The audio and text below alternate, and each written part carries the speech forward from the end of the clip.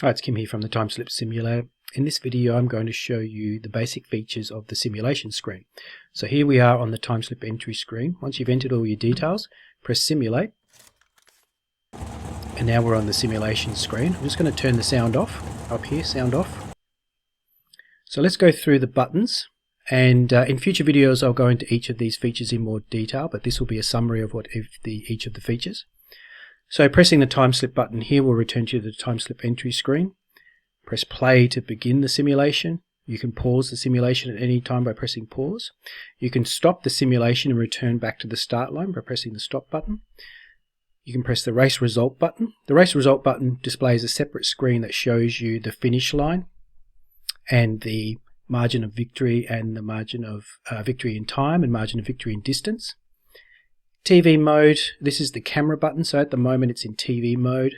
You can switch to driver point of view, look ahead, sideways, watch opponent, and look down.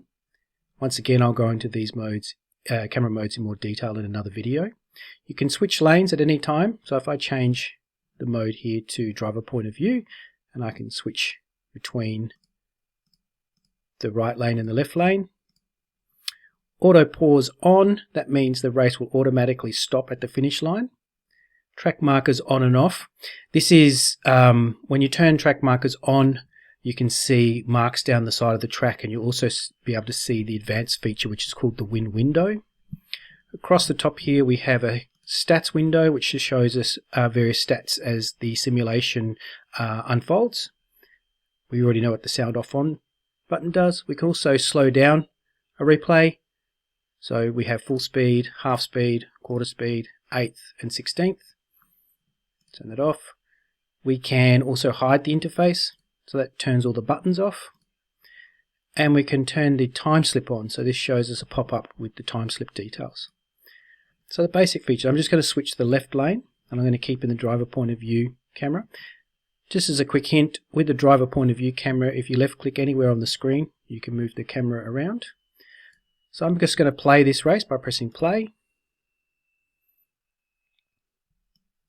I can pause, then I can resume, and I can stop. I'll just turn track markers off. So once again, play. I can pause it. I can then slow the replay down, and then I can resume it. I can slow it even further down, and then return to normal speed, pause, resume, and there's the finish line.